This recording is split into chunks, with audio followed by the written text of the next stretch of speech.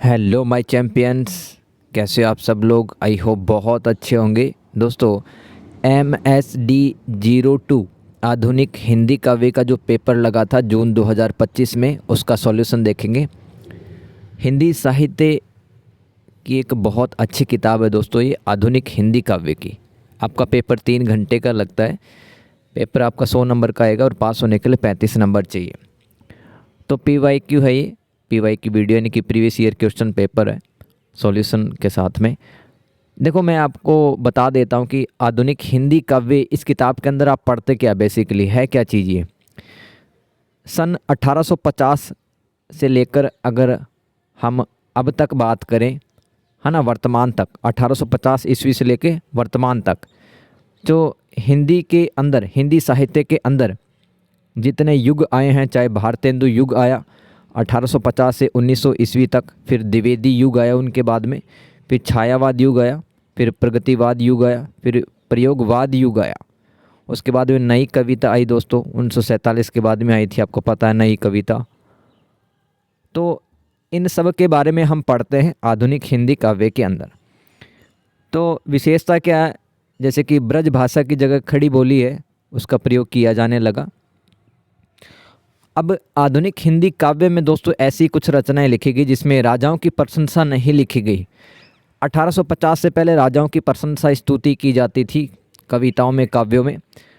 तो राजाओं की प्रशंसा स्तुति से हटकर अब राष्ट्रीयता, देशभक्ति, समाज सुधार, मानवता, प्रेम, प्रकृति, रहस्यवाद और व्यक्ति की प्रधानता, जो कि हमें छायावाद में देखने के लिए मिलती है। तो ये सब विशेषताएं हैं आधुनिक हिंदी काव्य की। और कुछ फेमस कवि हुए हैं जैसे कि भारतेंदु हरिश्चंद्र, जिनको जनक भी कहा जाता है आधुनिक हिंदी काव्य का। इनके अलावा मैथिली शरण गुप्त, जयशंकर प्रसाद जी हैं, निराला जी हैं, पंत जी हैं, महादेवी वर्मा, आज्ञे, इनके अलावा बच्चन और धर्मवीर भारती, ये प्रमुख कवि हैं दोस्तों। आधुनिक हिंदी काव्य इन कवियों ने लिखे हैं। समझ में आ रहा है। तो ये था हमारा आपका जो बुक है, इसका परिचय मैंने आपको दे दिया है। आई होप आपको समझ में आ रहा होगा। तो धीरे धीरे अपन पढ़ेंगे, आराम से समझते हुए चलेंगे चीज़ों को। देखो, पहला सवाल क्या आता है। वीडियो में आगे बढ़ने से पहले आप मोबाइल की स्क्रीन रोटेट कर लें और ईयरफोन लगा के सुनना आपको बड़े ध्यान से, है ना। देखो, पहला सवाल आता है दोस्तों आपके सामने। ये कुछ 5 कविताएँ दे रखी होंगी, है ना। 5 कविताओं में आपको 3 अटेम्प्ट करनी है और एक सही कविता अगर आप लिख देते हैं दोस्तों, प्रसंग, उसका संदर्भ और व्याख्या, तो आपको 12 नंबर मिल जाएंगे। 12 भी नहीं मिलेंगे तो फिर 8 या 10 नंबर में अपन सेटिस्फाई हैं भाई, इतने भी काफ़ी नंबर होते हैं, है ना, क्योंकि ये सब्जेक्टिव पेपर है।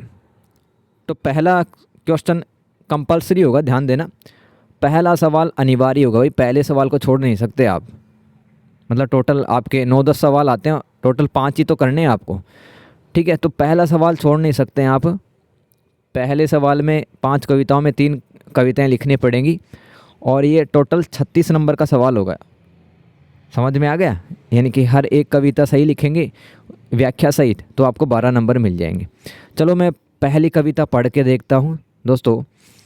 स्नेहहीन तारों के दीपक श्वास सुनने थे तरु के पात, विचर रहे थे सोपन अवनी में। अवनी यानी कि धरती होती है, तरु यानी कि वृक्ष, पेड़ होता है, पात यानी कि पत्ते। तम ने था मंडप ताना, तम होता है अंधेरा, अंधकार, डार्कनेस। कूक उठी सहसा तरु वासिनी। कूक उठी का मतलब है दोस्तों जो कोयल होती है वो अब बोलने लगी।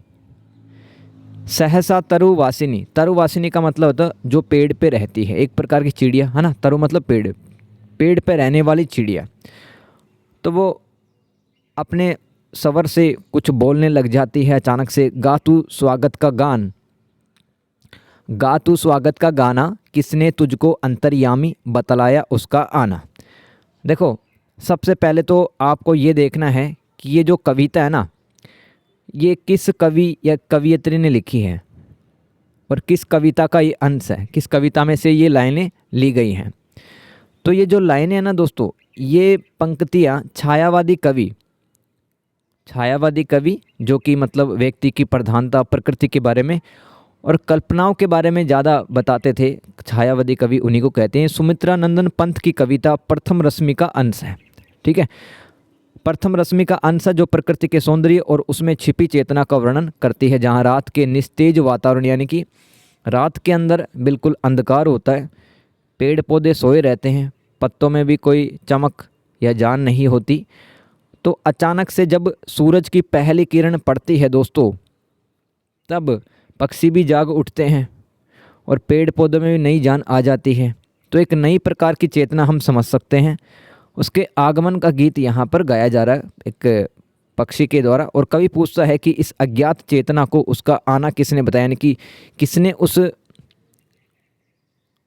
पक्षी को बताया, कोयल को बताया कि अब पहली किरण आ चुकी है, यानी कि अंधेरा हट गया है।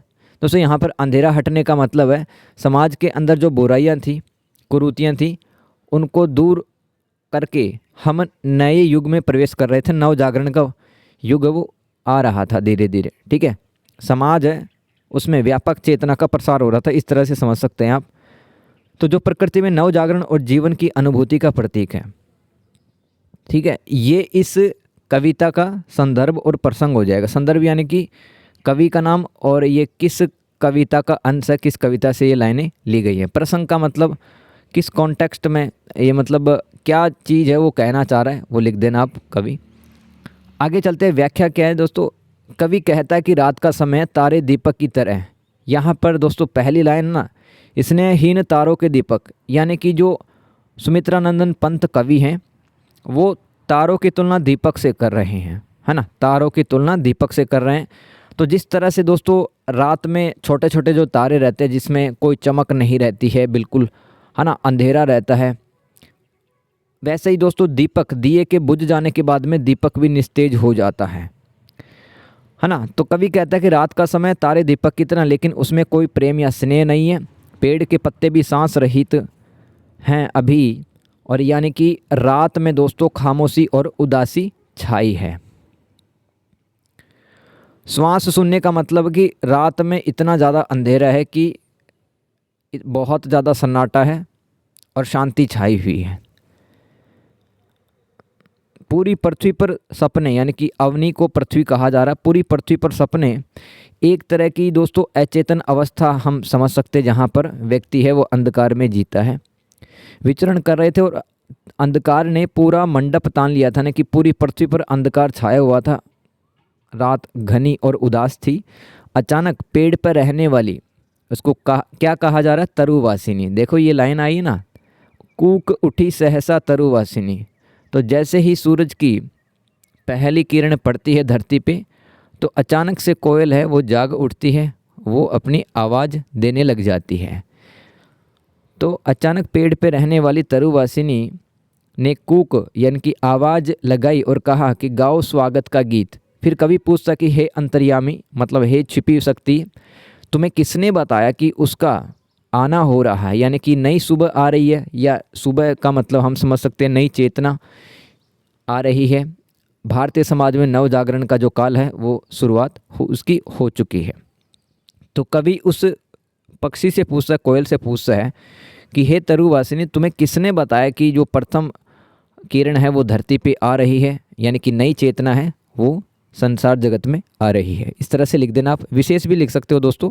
ये पंक्तियाँ रात के घने अंधकार और निस्तब्धता, निस्तब्धता का मतलब सन्नाटा में अचानक प्रकृति की किसी आंतरिक शक्ति के जागृत होने, यानी कि रात में अंधकार में तो पेड़ पौधे भी सोए हुए थे, अचेतन अवस्था थी, तो अचानक से शक्ति जाग उठती है और नव जागरण का स्वागत करने का वर्णन करती है, जहाँ कवि इस अचानक आए हुए जागरण के स्रोत को जानने के लिए उत्सुक है कि मतलब ये जो चेतना आई है, हमें जाग उठना चाहिए, अपना आलस्य है वो छोड़ करके कर्म करने चाहिए। जिस तरह से जो चिड़िया होती है वो भी प्रथम किरण आते ही अपना कर्म करना स्टार्ट कर देती है। तो ये चेतना कहाँ से आई है, ये जानने का बहुत ज़्यादा इच्छुक है कवि। यह कविता प्रकृति में मनुष्य को देखने और उसमें चेतना खोजने की छायावादी प्रवृत्ति का सुंदर उदाहरण है।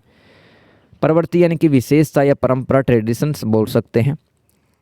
अब पहले ही सवाल में दूसरी कविता देखते हैं दोस्तों, इसी तरह से आपको देखना है, पढ़ना है। और दोस्तों मैं इस किताब को ही पढ़ाऊँगा, थोड़ा सा आप तसल्ली रखें, है ना। और अभी तो एग्ज़ाम में काफ़ी ज़्यादा टाइम है। ये फ़िलहाल मैं 14 जनवरी 2026 को वीडियो रिकॉर्ड कर रहा हूँ। जून में पेपर लगता है, तो गेस्ट पेपर भी इसके मैं 2-3 सेट बना दूँगा, तो वहाँ से भी काफ़ी सारे सवाल आपको देखने के लिए मिल जाएंगे। तो बने रहना भाई चैनल पे, और इसको शेयर भी कर सकते हो आप अपने दोस्तों के साथ में, अगर पढ़ना आपको अच्छा लग रहा है तो। आगे चलते हैं।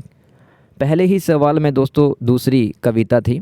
पथ को न मलिन करता आना, पथ चिन्ह न दे जाता जाना, सुधी मेरे आंगन की जग में, सुख की सिहरन हो अंत खिली, विस्तृत नभ यानी कि आसमान का कोई कोना, मेरा न कभी अपना होना, परिचय इतना इतिहास यही, उमड़ी कल थी मिट आज चली।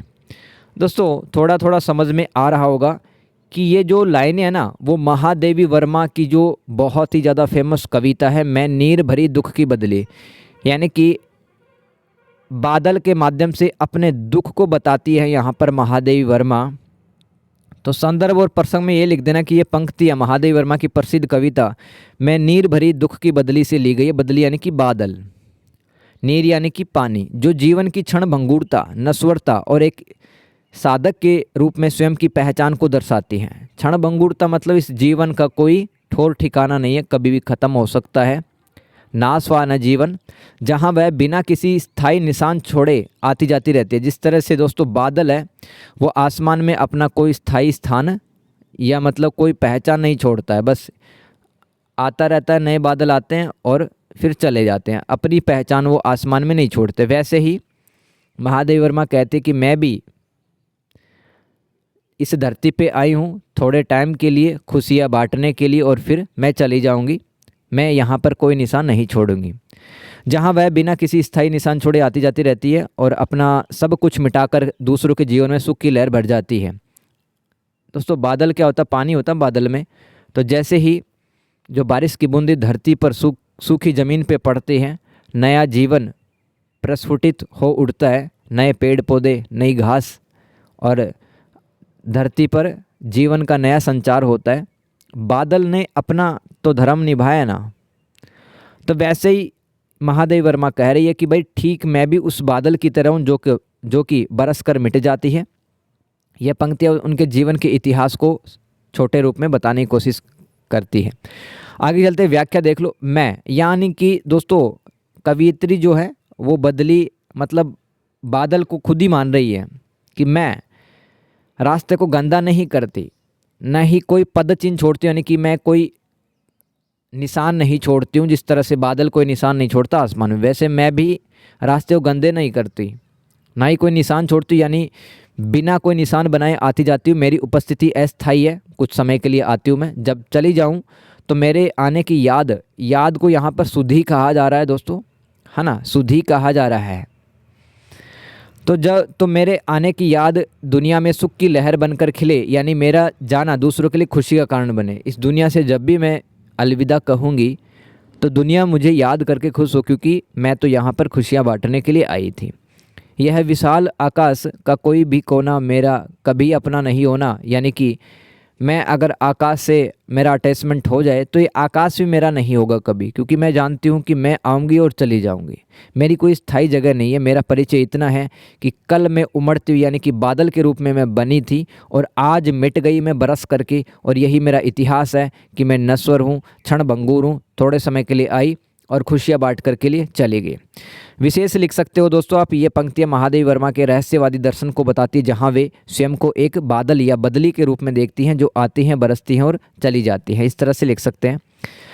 लेकिन उनका उद्देश्य दूसरों के जीवन में खुशियाँ लाना होता है। इसी नश्वरता में वह अपना अस्तित्व को सार्थक पाती है, यानी कि अपना जो जीवन है वो कहीं ना कहीं मीनिंगफुल पाती है कि मैं दूसरों के जीवन में कुछ सार्थक बदलाव कर पा रही हूँ, उनको खुशियाँ दे पा रही हूँ।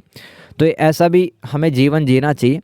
आगे दोस्तों क्वेश्चन नंबर फर्स्ट में ही तीसरी कविता, आओ बैठो क्षण भर तुम्हें निहारूं, अपनी जानी एक एक रेखा पहचानूं, चेहरे की आंखों की अंतर मन की, और हमारे साझे अनगिन स्मृतियों की, स्मृति यानी कि मेमोरी, याददाश्त, तुम्हें निहारूं झिझक ना हो कि निरखना दबी वासना की विकृति है। दोस्तों ये जो लाइनें हैं वो किसने लिखी हैं? हिंदी साहित्य के अंदर अज्ञे नाम के कवि हुए हैं।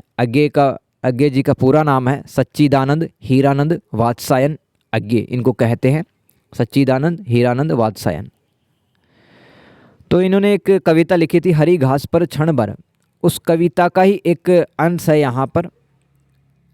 उस कविता से ये लाइनें ली गई हैं जहाँ कवि अपने प्रियजन को क्षण भर के लिए निहारने और उनके चेहरे और आंखों और साझा स्मृतियों, जो कि मतलब अपने दोस्तों रिश्तेदारों के साथ में कुछ अच्छे मोमेंट बिताए थे कवि ने, है ना, कुछ साझा स्मृतियाँ, कुछ साझा याददाश्त थी, को महसूस करने की कोमल अंतरंग इच्छा व्यक्त करते हैं। और यह भी कहते हैं कि इस सहज अवलोकन में वासना की कोई विकृति नहीं, यानी कि मैं कोई लालच की दृष्टि से अपने दोस्तों रिश्तेदारों की तरफ नहीं देखता हूँ, बल्कि यह तो शुद्ध प्रेम है और जुड़ाव का भाव है।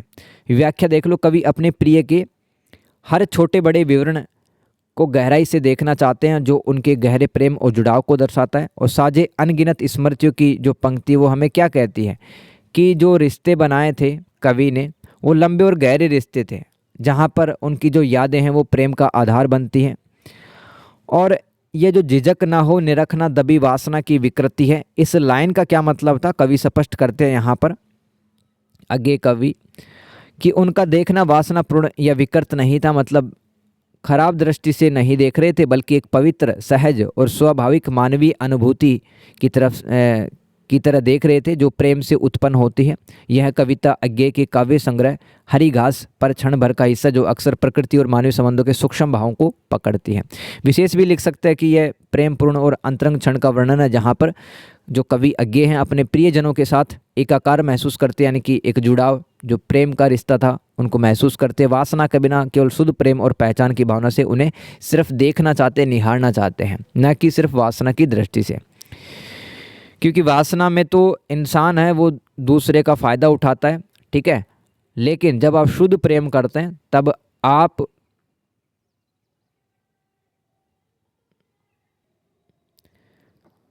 आप सामने वाले को खुश देखना चाहते हैं, बस, ठीक है, उनको निहारना चाहते हैं।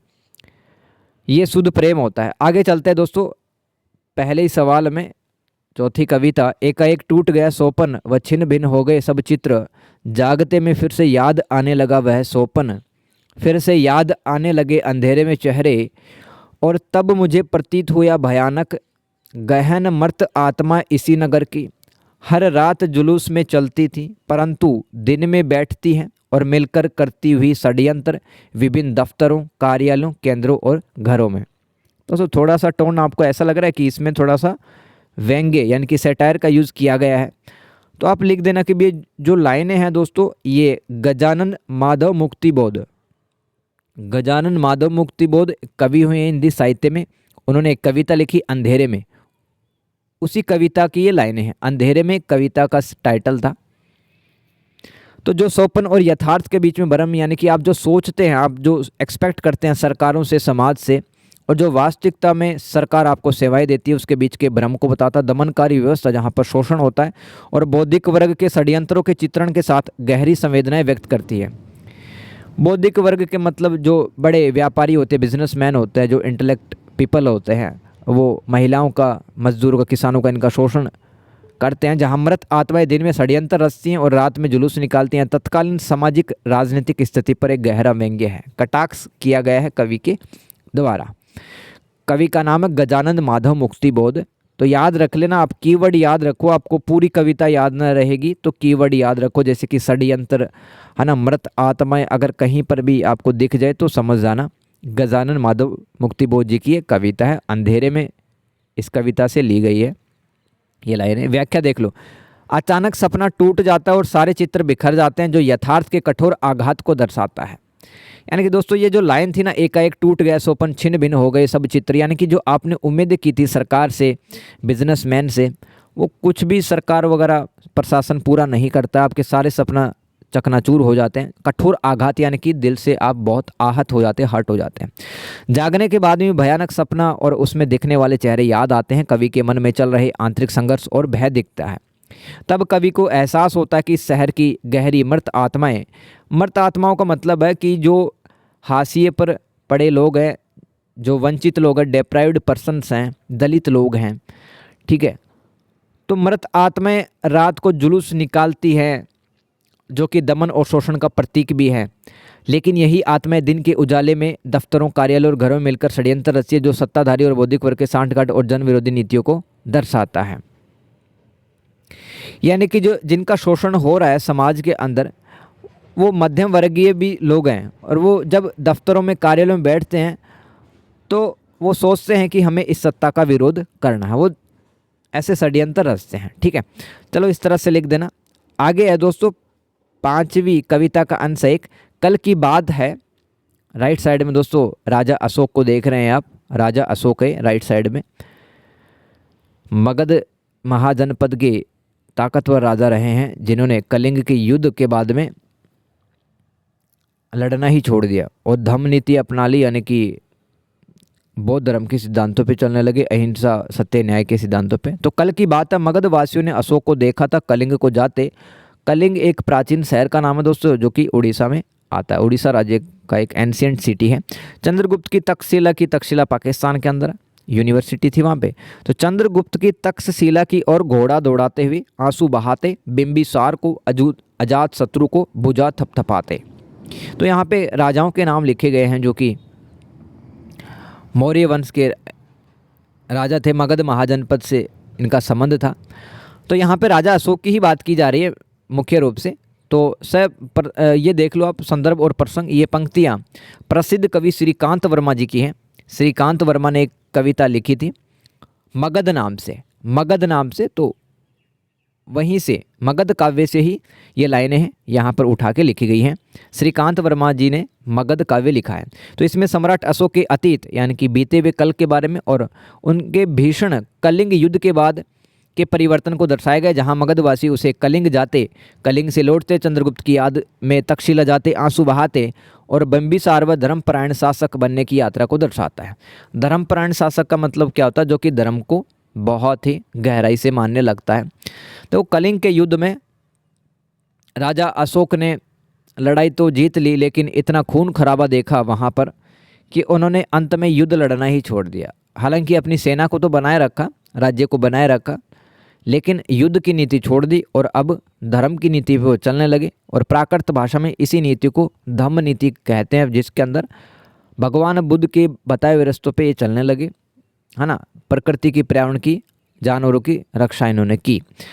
तो व्याख्या देख लो। एक तरह से समय के चक्र और इतिहास की निरंतरता को दर्शाता है कि एक टाइम था, मगध के लोग युद्ध लड़ते देखते थे राजा अशोक को, और राजा अशोक के जीवन में कुछ एक चरण ऐसा अभी आया, समय ऐसा आया कि वो कलिंग युद्ध है, उसके बाद में सब कुछ छोड़ छाड़ देते हैं। तो यह कलिंग युद्ध की ओर इशारा करता है, जहाँ अशोक एक क्रूर विजेता के रूप में और एक पराजित राजा के रूप में भी बताया गया है कि एक मतलब अगर आप देखो कि युद्ध किसने जीता, तो राजा अशोक ने जीता, लेकिन एक तरह से देखो तो उसकी पराजय हुई, क्योंकि वहाँ पर काफ़ी घोड़े हाथी भी मारे गए, है ना, काफ़ी सैनिकों का कत्लेआम भी हुआ। तो एक तरह से उनकी हार भी हुई। पश्चाताप मतलब उनके दिल में रिग्रेट की फीलिंग्स आई कि यार ऐसा नहीं होना चाहिए। तो जिससे उनका हृदय परिवर्तन हुआ, यह अशोक के दादा चंद्रगुप्त मौर्य और उनके साम्राज्य की याद दिलाता है। अशोक के दादा का नाम क्या था? चंद्रगुप्त मौर्य, जो अशोक को अपने पूर्वजों के पद चिन्हों पर चलने और साम्राज्य के गौरव को समझने की प्रेरणा भी देता है। ये पंक्ति अशोक के पश्चाताप और उसके पूर्वजों के प्रति सम्मान को दर्शाती है, जो कलिंग युद्ध के बाद उनके भीतर अशोक के दिल में पनपे नैतिक बदलाव और शांति को और तलाश भी प्रकट करती है। यानी कि वो शांति की तलाश में अब बौद्ध धर्म का प्रचार प्रसार भी करने लग गए थे। विशेष लिख सकते हुए पंक्ति अशोक के उस परिवर्तन को दिखाती हैं जब वह एक साम्राज्यवादी शासक से एक धर्मी और शांतिप्रिय राजा बना, जिसे मगध के लोग याद करते हैं। दोस्तों ये था आपका टोटल 36 नंबर का सवाल। मैंने पांचों ही कविता करा दी, है ना। और दोस्तों PYQ करने का मतलब ये भी है कि कुछ सवाल रिपीट हो जाते हैं, तो उसमें हमारा फ़ायदा होगा ना, और आप पेपर का नेचर भी समझ जाते हैं कि किस तरह से आपको लिखना है, कितने सवाल आते हैं, कितने नंबर के आते हैं। अब कुछ सवाल 16-16 नंबर के आएंगे, बड़े सवाल, है ना। ये दूसरा सवाल है 16 नंबर का, कामायनी के संदर्भ में। कामायनी एक महाकाव्य है दोस्तों, महाकाव्य है, ग्रेट एपिक है, जो कि जयशंकर प्रसाद जी के द्वारा लिखा गया कामायनी। तो कामायनी के संदर्भ में जयशंकर प्रसाद की राष्ट्रीय सांस्कृतिक चेतना का स्वरूप स्पष्ट कीजिए। तो इसके अंदर क्या बताया गया है कि आज का जो इंसान है ना, उसके जीवन में संतुलन नहीं है। कहीं ना कहीं वो अपने हृदय और बुद्धि के बीच में संतुलन प्राप्त नहीं कर पाता, इसलिए वह प्रेम और आनंद को कभी फील नहीं कर पाता है, क्योंकि वो अपने दिल की बात और अपने बुद्धि की बात के बीच में संतुलन स्थापित नहीं कर पाता है। तो इसलिए हृदय और बुद्धि को यहाँ पर प्रतीकों की सहायता से दिखाया गया है। तो पढ़ने की कोशिश करना। कामायनी में जयशंकर प्रसाद की राष्ट्रीय सांस्कृतिक चेतना भारतीय संस्कृति के जो शाश्वत मूल्य जो कि हमेशा के लिए बने रहते हैं को आधुनिक सभ्यता के संकटों। दोस्तों, भारतीय संस्कृति के कुछ मूल्य हैं, जैसे कि आपको अगर प्रेम आनंद प्राप्त करना है तो आपको हृदय और बुद्धि का संतुलन स्थापित करना पड़ेगा। इंडियन कल्चर ऐसा कहता है। और आधुनिक सभ्यता जो कि पश्चिमी देशों की है, यूरोप की, अमेरिका की, वहाँ पे क्या अति भौतिकवाद है। मेटलिस्टिक लाइफ को ज़्यादा महत्व दिया जाता है, बौद्धिकता का अतिरेक, यानी कि वहाँ पर हर कोई ये इंटेलिजेंसी की बात करता है। जीवन में शांति कैसे हो, सुकून कैसे आए, कोई बात नहीं करता पश्चिम के देशों में। तो इनके बीच समाधान के रूप में प्रस्तुत करने में निहित है, जहाँ पर मनु ईड़ा, श्रद्धा और ईड़ा प्रतीकात्मक रूप से मानवता, प्रेम और बुद्धि का प्रतिनिधित्व करते हैं। मनु यहाँ पर दोस्तों कामायनी महाकाव्य में जो मनु है वो मानवता, यानी कि एक बार धरती में प्रलय आ गई थी ना, फिर मनु ने ही सृष्टि को आगे बढ़ाया, ऐसा मान्यता है हिंदू धर्म ग्रंथों के अंदर। तो जो मनु है मानवता का प्रतीक है और श्रद्धा है वो प्रेम का प्रतीक है। और ईड़ा एक दोस्तों एक नाड़ी होती है शरीर के अंदर जो कि बुद्धि का प्रतिनिधित्व करती है, जिससे एक समग्र भारतीय दर्शन और जीवन दृष्टि का उद्बोधन होता है, जो पलायनवाद को नकार कर, यानी कि हमें परिस्थितियों से भागना नहीं चाहिए, सांस्कृतिक पुनर्जागरण का संदेश देता है। यानी कि संस्कृति के अंदर आ रही विकृतियों को दूर करने की कोशिश करनी चाहिए, ना कि हमें कायरता दिखाकर भागना चाहिए इन समस्याओं से। तो सांस्कृतिक और राष्ट्रीय चेतना के प्रमुख स्वरूप देख लो। प्रसाद जी ने कामायनी के माध्यम से सत चित्त आनंद के भारतीय दर्शन को मनोवैज्ञानिक और दार्शनिक स्तर पर प्रस्तुत किया है, जहां आनंद की प्राप्ति हृदय और बुद्धि के सामंजस्य से संभव है। यहाँ पर हृदय को श्रद्धा के माध्यम से बतलाया गया है और जो बुद्धि है वो ईड़ा रहती है, ठीक है, ईड़ा के माध्यम से बताया गया है। तो आनंद कब मिलेगा? हृदय और बुद्धि के संगम से। और भारतीय दर्शन में मूल मान्यता क्या है? सत चित्त और आनंद। तो इसको मनोवैज्ञानिक और दार्शनिक स्तर पे प्रस्तुत किया उन्होंने। आधुनिक मानव की समस्याओं जैसे कि अति बौद्धिकता, हम काफ़ी इंटेलिजेंट तो बातें करते हैं, इच्छा और कर्म में असंतुलन है, हमारी वासनाएं बढ़ती जा रही है, लालच कभी ख़त्म नहीं होता हमारा, कर्म में असंतुलन है, सोचते तो बहुत कुछ है, काम कुछ नहीं करते। तो इस असंतुलन को दर्शाए समाधान के रूप में प्रकृति संवेदना और प्रेम मूल्य पर आधारित एक समग्र सभ्यता का विकास का मार्ग दिखाया, जो कि सांस्कृतिक रूपांतरण से आता है। यानी कि हमें ऐसी संस्कृति का निर्माण करना पड़ेगा जहाँ पर एक इंसान प्रेम और आनंद को महसूस कर सके। तो इसके लिए क्या करना पड़ेगा? उसको हृदय और बुद्धि में संतुलन स्थापित करना पड़ेगा। मनु, श्रद्धा और ईड़ा, है ना, मनु है वो मानवता को प्रदर्शित कर रहे हैं यहाँ पर, और श्रद्धा है वो हृदय या प्रेम को रिप्रेजेंट प्रतिनिधित्व करती है, और ईड़ा है बुद्धि या तर्क को रिप्रेजेंट करती है, प्रतिनिधित्व करती है। कि प्रतीक भारत के हर व्यक्ति के आंतरिक संघर्ष और विकास की यात्रा को दर्शाते हैं। यानी कि दोस्तों हम उलझे रहते हैं, हमारा जो हृदय कुछ और बोलता है, हमारी बुद्धि कुछ और बोलती है, इसी में उलझे रहते हैं। जो राष्ट्रीय जागरण और सांस्कृतिक उत्थान का आह्वान करते हैं, यानी कि हमारे दिल में भी ये भावना होनी चाहिए। उस टाइम पर दोस्तों कविता ऐसी लिखी जा रही थी कि लोगों के दिल में भावना ये होनी चाहिए कि हमें किसी भी तरह से इन सांस्कृतिक बंधनों से, है ना, जो समाज को भ्रष्ट कर रहे हैं उनसे दूर हटना चाहिए और गुलामी से बाहर निकलना चाहिए, और वैसे ही हमारी बुद्धि काम करे। कामायनी अतीत के पौराणिक प्रसंग, यानी कि जो बीते हुए कल में जो रामायण और महाभारत के जो प्रसंग कहानियाँ थी उनको लेकर के वर्तमान युग के यथार्थ से जोड़ते। यथार्थ यानी कि आज की समाज की वास्तविकता क्या है, तो पौराणिक कथाओं के माध्यम से समाज की वास्तविकताओं को बताया गया है और भारतीय संस्कृति के अमर तत्वों को पुनः जीवित कर राष्ट्रीय गौरव और आत्म जागरण का संदेश देती है। जैसा कि उनके नाटक जयशंकर प्रसाद जी का एक नाटक है दोस्तों स्कंदगुप्त, इसमें भी हमें सांस्कृतिक उत्थान के बारे में, राष्ट्रीय चेतना के बारे में पता लगता है। यह केवल पलायनवादी प्रेम काव्य न होकर, जो कामायनी है दोस्तों पलायनवादी प्रेम काव्य नहीं है, व्यक्ति में निहित शक्ति और भारतीय संस्कृति की पुनः जागरण क्षमता का काव्य है, जो व्यक्ति को अपने भीतर की दिव्यता यानी कि एक इंसान अपनी पवित्रता समझे, बुद्धि और हृदय के बीच में संतुलन बनाए और राष्ट्रीय सांस्कृतिक उत्थान में योगदान के लिए मोटिवेट करती है, प्रेरित करती है। इस तरह से आप लिख सकते हैं। क्वेश्चन नंबर 3 दोस्तों, निराला के काव्य में प्रयोगशीलता के तत्वों की समीक्षा कीजिए। प्रयोगशीलता क्या होती है भाई? प्रयोगशीलता क्या होती है? जहाँ पर कवि नए नए प्रयोग करता है, ठीक है। तो पुराने जो नियमों की सहायता से जो काव्य लिखे जाते थे, अब उनसे ध्यान हटा करके, है ना, जो पुराने छंद थे, पुरानी शैलियाँ थी, उनसे ध्यान हटा करके अब नए कथ्यों का प्रयोग किया गया और नए बिंबों का प्रयोग किया गया। ये प्रयोगशीलता कहलाती है ना, कवि द्वारा नए नए एक्सपेरिमेंट करना, ये प्रयोगशीलता कहलाती है। इस तरह से समझ जाओ। तो निराला के काव्य में प्रयोगशीलता के तत्व देखो। मुक्त छंद, तो निराला ने जूही की कली से मुक्त छंद कविता की शुरुआत की, जहां उन्होंने पारंपरिक छंद बंधनों को तोड़कर कविता को मुक्त प्रवाह दे दिया। उन्होंने नए पत्ते और कुक्कुर मुत्ता जैसी रचनाओं में नई लय और गति के लिए वाक्य भंग का प्रयोग किया। वाक्य भंग क्या होता है? वाक्य खंडों को अलग अलग पंक्तियों के अंदर रखना। तो पहले तो बंधी हुई कविता से लगती थी, लेकिन अब निराला जी जब आए हिंदी साहित्य में, तब इन्होंने छंद मुक्त कविताएं की रचना की, जैसे कि जूही की कली, नए पत्ते और कुक्कुर मुत्ता में आप देख सकते हैं। इसके अलावा भाषा और शिल्प के में भी परिवर्तन आया, नए नए प्रयोग हुए। उनकी भाषा में तत्सम शब्दावली यानी कि संस्कृत के शब्द मिलते हैं और लोक भाषा के तद्भव शब्दों का सुंदर समन्वय मिलता है। लोक भाषा यानी कि जो आम लोग बोलते हैं, जनमानस की जो भाषा होती है, तो जो तद्भव शब्द होते हैं और तत्सम शब्द होते हैं, इनका मिश्रण देखा गया है राम की शक्ति पूजा और कुक्कुर मुत्ता काव्यों में। छंद में नवीनता लाने के लिए उन्होंने विराम की पारंपरिक व्यवस्था को तोड़ा और नए ढंग से व्यवस्थित किया। उनकी कविताओं में जहाँ एक और कठोरता, वहीं दूसरी ओर गीतों जैसी मधुरता, संगीतात्मक उनके काव्य की एक विशेषता है, मतलब गाई जा सकती हैं।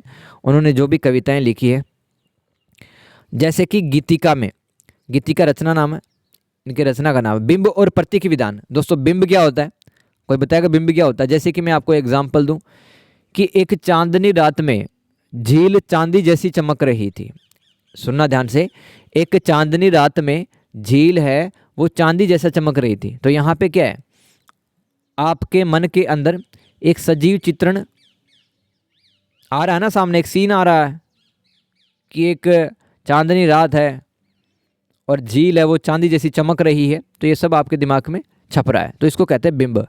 प्रतीक विधान क्या होता है? प्रतीक, जैसे कि मैं कहूँ काले बादल, तो काले बादल दोस्तों दुख का प्रतीक है ना। जैसे कि मैं कहूँ क्या ज़िंदगी में तो 2025 में तो काले बादल छाए थे, 2026 में देखते हैं क्या होता है ना। होप फॉर द गुड, अच्छा ही होगा। तो जैसे कि काले बादल है वो दुख का प्रतीक है। तो ये बिंब और प्रतीक होते हैं हिंदी साहित्य में। तो निराला जी ने प्रकृति, मानव जीवन और सामाजिक यथार्थ से जुड़े नए और मौलिक बिंबों का और प्रतीकों का प्रयोग किया। बादल राग में बादल शोषक शोषित वर्ग के संघर्ष का प्रतीक बन जाते हैं, जो एक नया प्रयोग था। बादल राग इनकी रचना का नाम है। शोषक का मतलब जो शोषण करता है, शोषित यानी कि जो मजदूर किसान होते हैं, उनको आप समझ सकते हो। विषय वस्तु और कथ्य। कथ्य क्या होता है? जिस तरह से कहानी आगे बढ़ती है। विषय वस्तु यानी कि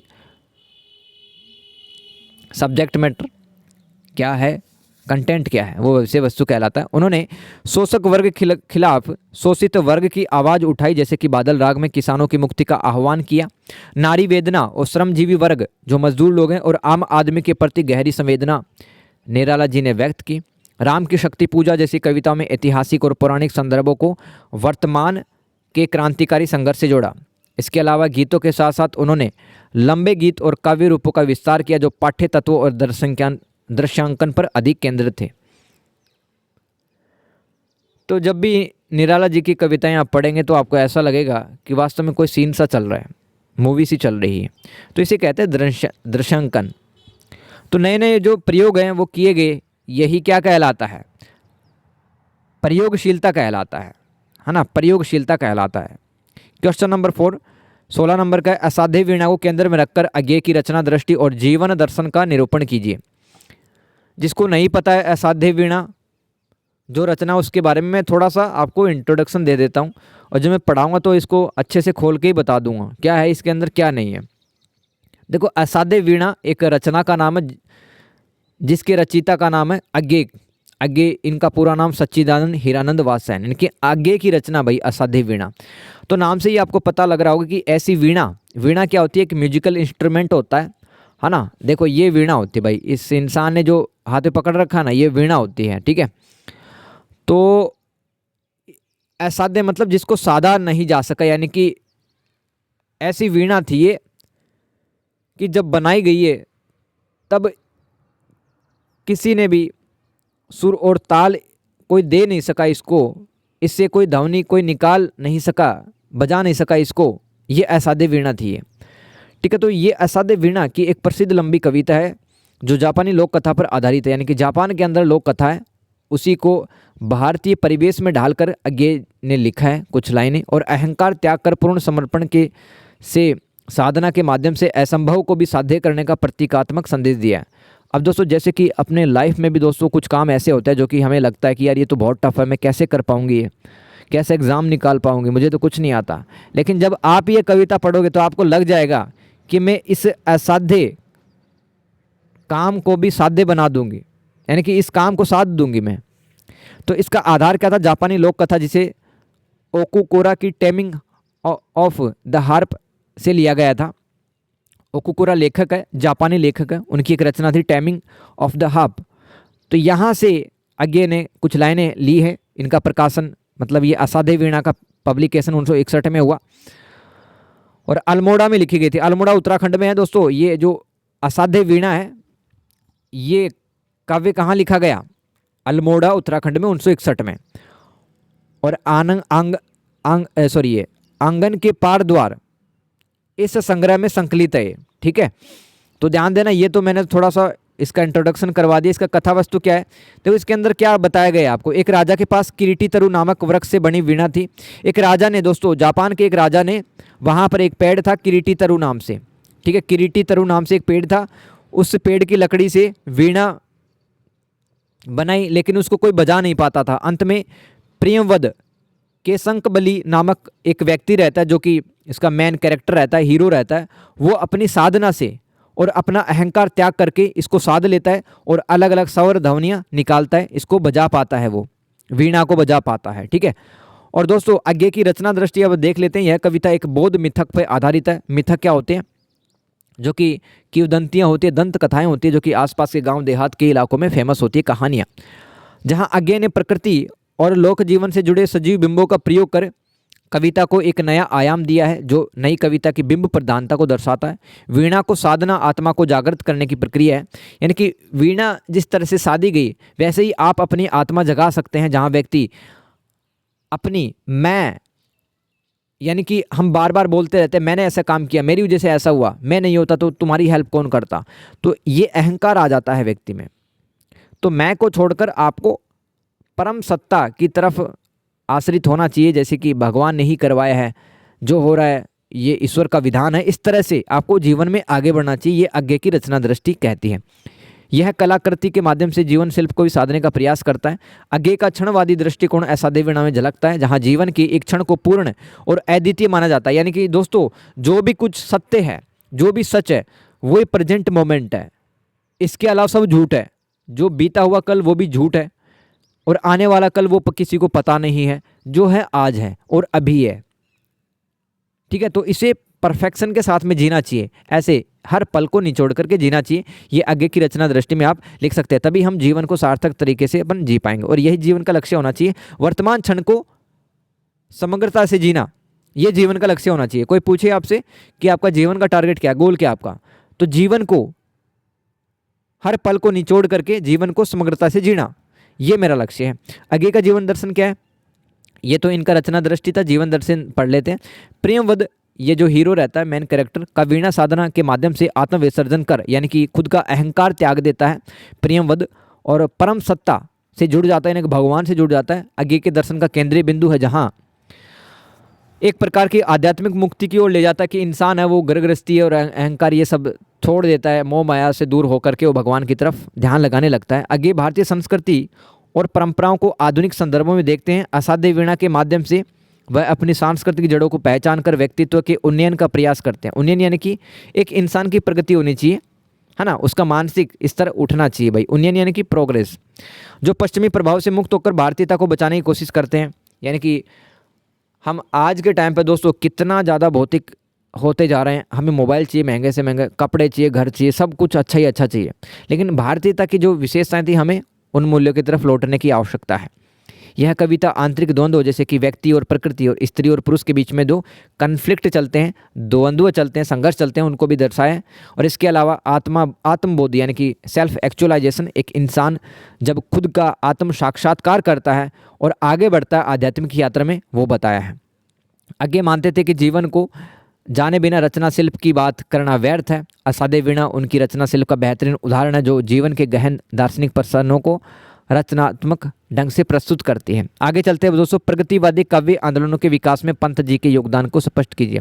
मैंने आपको शुरुआत के अंदर बताया था आधुनिक हिंदी काव्य, इसके अंदर सन 1850 से लेकर वर्तमान तक हम पढ़ते हैं हिंदी साहित्य, जिसके अंदर भारतीय युग, द्विवेदी युग, छायावादी युग, प्रगतिवादी युग और प्रयोगवादी युग, है ना। तो ये सब आता है इसके अंदर। तो प्रगतिवादी युग कब आया? 1936 से लेकर 1943 के बीच में प्रगतिवाद है। तो दोस्तों इसमें क्या विशेषता आपको मिलती है? देखो, प्रगतिवाद काव्य आंदोलन का मतलब आप बता दो सबसे पहले तो, ताकि एग्जामिनर को पता लग जाए कि आप वाकिफ़ हैं टॉपिक से, आपको पता है, आप पढ़ लिख के आए हैं थोड़ा बहुत। तो छायावाद की व्यक्तिवादिता और अति काल्पनिक प्रवृत्तियों के विरोध में जन्मा एक साहित्यिक आंदोलन था प्रगतिवादी। मतलब छायावाद के जो कवि थे जैसे महादेवी वर्मा है, तो ये सब कवि क्या कर रहे थे? कल्पना में खोए हुए रहते थे, है ना। यथार्थ से इनको कोई ज़्यादा मतलब नहीं था, सच्चाई का, सामाजिक सच्चाई से इनको कोई मतलब नहीं था। तो उसी के विरोध में एक आंदोलन जन्म लेता है हिंदी साहित्य में, उसका नाम है प्रगतिवादी काव्य आंदोलन, जिसने सामाजिक यथार्थवाद को अपनाया, जिसमें शोषितों के जीवन, वर्ग संघर्ष और शोषण विरोध का चित्रण किया गया तथा मार्क्सवादी विचारधारा से प्रेरित होकर समाज सुधार और क्रांति की चेतना जगाई थी। आगे चलते हैं, पंत का योगदान विस्तार से। भाई पंत का देख लेते हैं योगदान प्रगतिवादी काव्य में। छायावाद से यथार्थवाद की और संक्रमण, ये हेडिंग भी लिख सकते हैं आप। पंत ने, सुमित्रा नंदन पंत ने छायावादी सौंदर्य बोध से निकलकर, यानी कि प्रकृति की, स्त्री की ये सौंदर्य बोध कल्पना की जाती थी, तो वहाँ से निकल करके युगांत जो कि 1936 में लिखा गया और ग्राम्या 1940 में, जैसी रचनाओं में आम आदमी के जीवन, गरीबी, शोषण और ग्रामीण जीवन की सच्चाइयों को चित्रित किया गया, जो कि प्रगतिवाद की मुख्य धारा थी।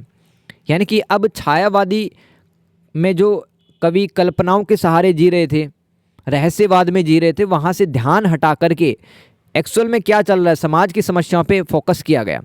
इसके अलावा पंत जी ने समाज में व्याप्त विषमता यानी कि असमानता, अन्याय और वर्ग संघर्ष को अपनी कविताओं का विषय बनाए। युगवाणी में मजदूरों और किसानों की व्यथा को, यानी कि उनके दुख को आवाज़ दी, जिससे काव्य जन जागरण का माध्यम भी बन सका।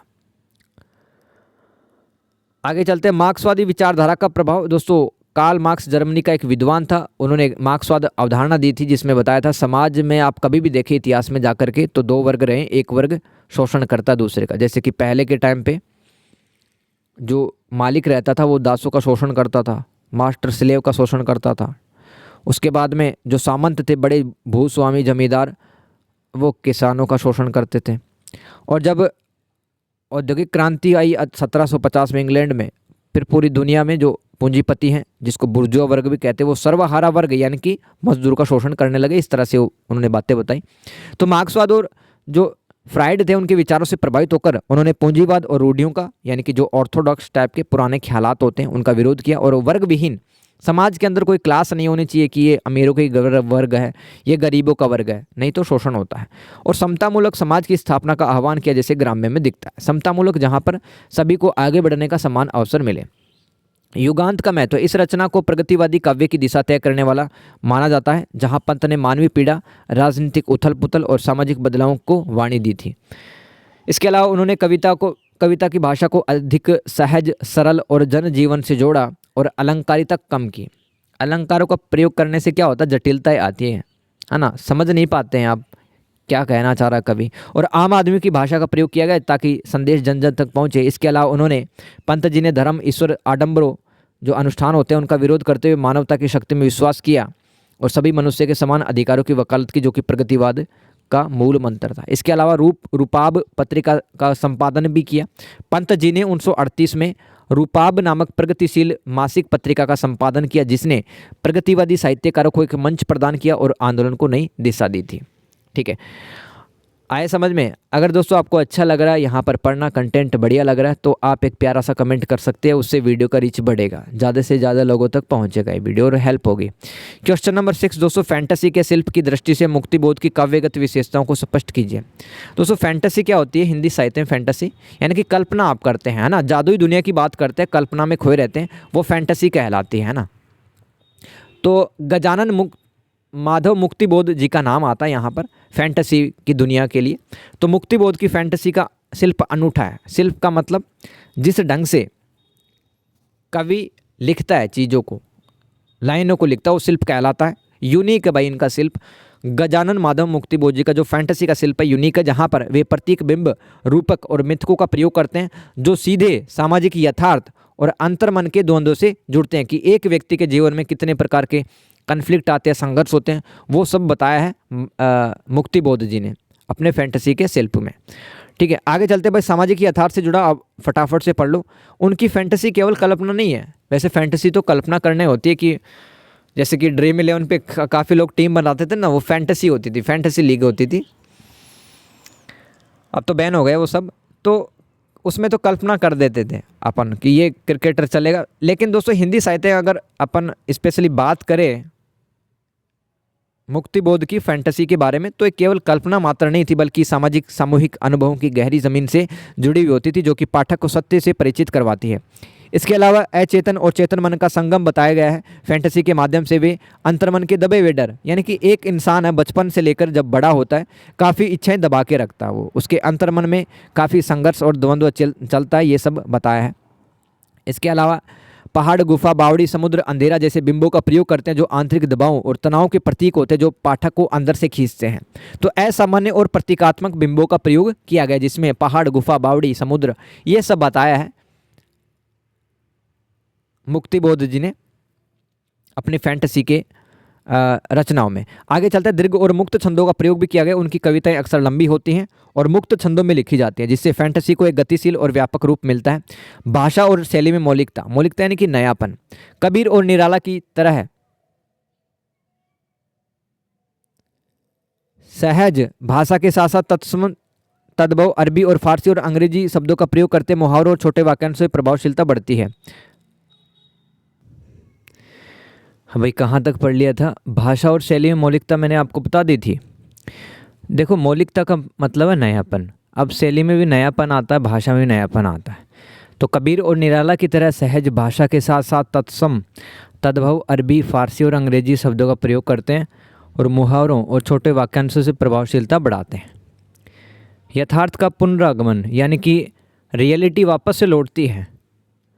फैंटेसी के असाधारण रूप के जरिए वे समाज के दबे हुए और पूंजीवादी वर्चस्व के तले छिपे वास्तविक पहलुओं को सामने लाते हैं, जिससे वास्तविकता फिर से प्रकट होती है। आत्मसंघर्ष और पहचान की खोज, इसमें क्या लिखना आपको? स्वप्न कथा और फैंटेसी के जरिए वे मैं का मतलब यहाँ पे आत्म होगा, खुद, और स्व का मतलब खुद का एग्जिस्टेंस या अस्तित्व है।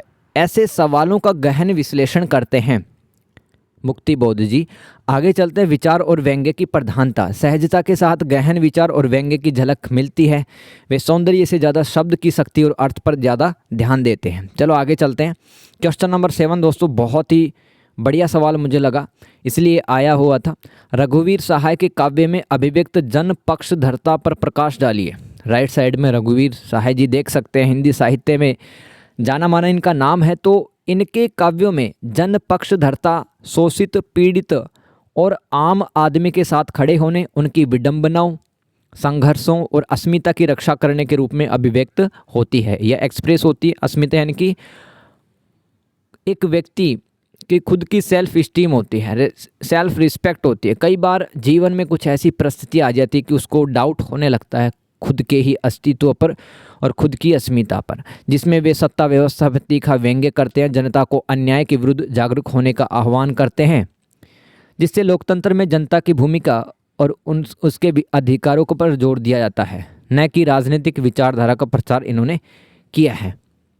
तो इन्होंने जितने भी दबे कुचले लोग थे उनकी ही आवाज़ को आगे बढ़ाया है अपनी कविताओं के माध्यम से। शोषित उत्पीड़ित का स्वर उनकी कविताओं में यानी कि रघुवीर सहाय जी की कविताओं में हर छोटे बड़े आदमी जैसे रिक्शा चालक, अखबार बेचने वाला, जूता पालिश करने वाला, गर्भवती मजदूरिन के दुख दर्द और सवालों को आवाज़ मिलती है, जो मानवीय अधिकारों और अस्मिता के लिए संघर्षरत है। इसके अलावा वे सत्ता और व्यवस्था पर व्यंग्य करते हैं।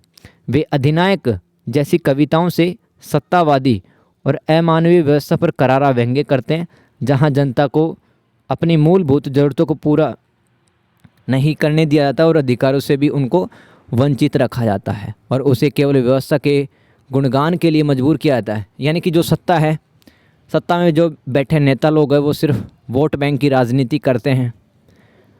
जनता के जो अधिकार हैं, जनता की जो मांगे हैं, उनसे कोई सरोकार या संबंध नहीं रखते हैं नेता। इस तरह से ही बातें करते हैं। जनता में समझ पैदा करना, कभी किसी निष्कर्ष या निर्णय पर नहीं पहुंचते बल्कि जनता को जागरूक करते हैं ताकि वे स्वयं अपनी समस्याओं का समाधान ढूंढ सकें और अपना विकल्प खुद बना सकें।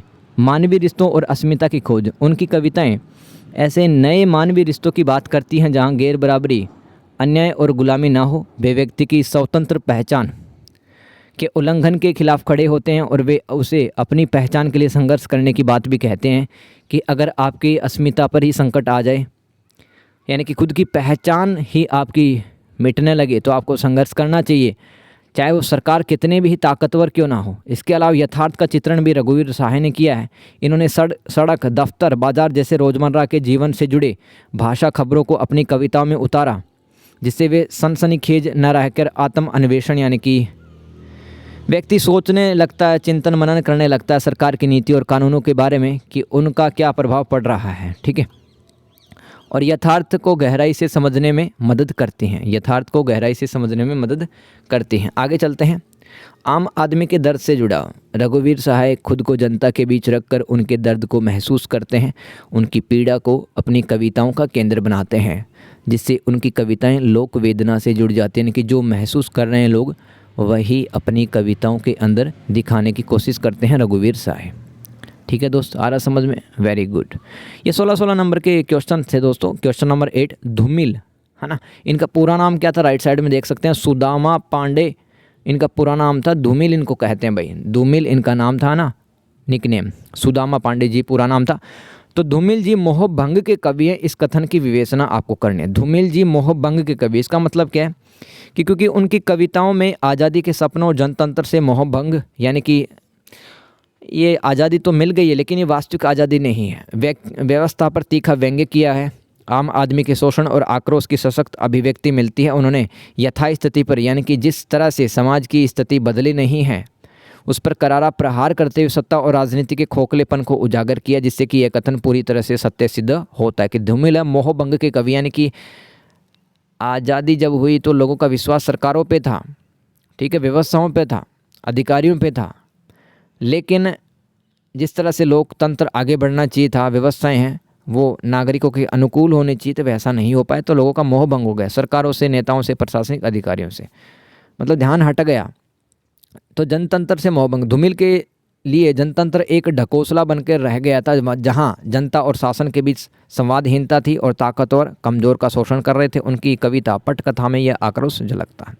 इसके अलावा उन्होंने पूंजीवादी शोषण व्यवस्था और राजनीतिक नेताओं का पर्दाफाश किया। हर जगह व्यवस्था के खिलाफ एक ईमानदारी पर एकांगी विद्रोह दिखाया, यानी कि लोगों को एकजुट होकर के सरकार का विद्रोह करना चाहिए।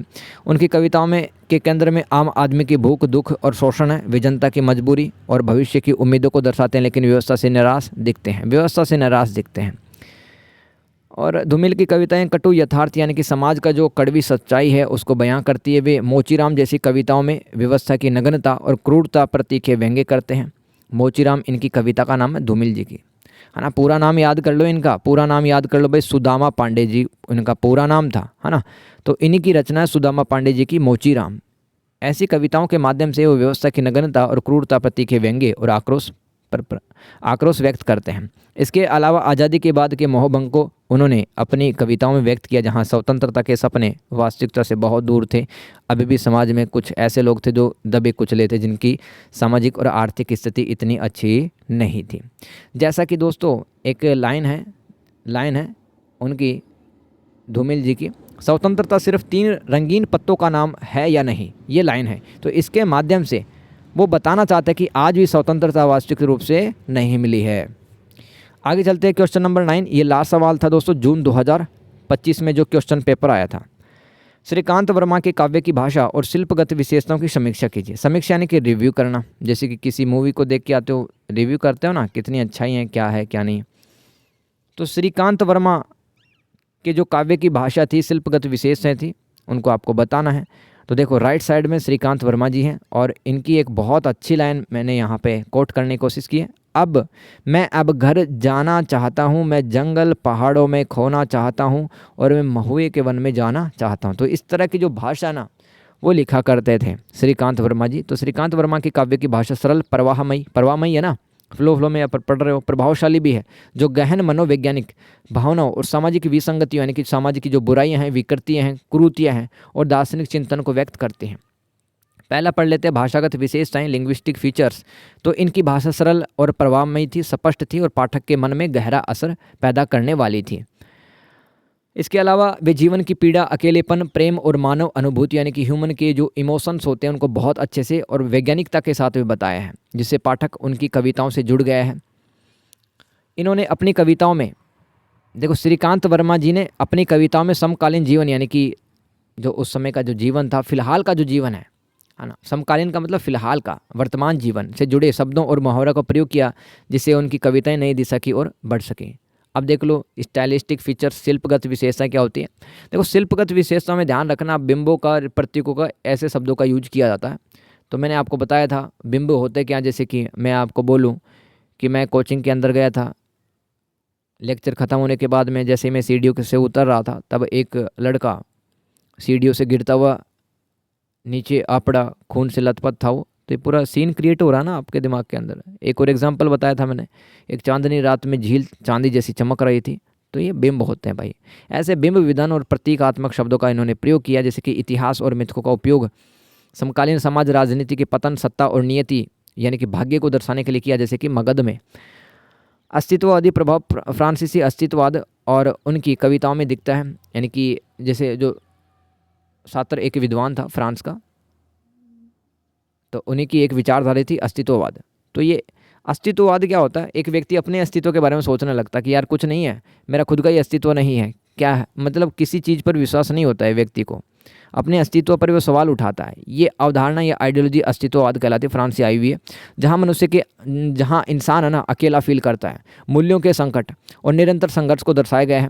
इसके अलावा राजनीति और कविता के बीच संघर्ष, व्यक्ति के आंतरिक द्वंद्व यानी कि इनर कॉन्फ्लिक्ट जो चलते रहते हैं दिमाग के अंदर कि मैं ये करूँ या करूँ, ठीक है, ये आंतरिक द्वंद्व होते हैं। और जीवन की विडंबनाओं को दर्शाना उनकी प्रमुख शिल्पगत युक्ति है।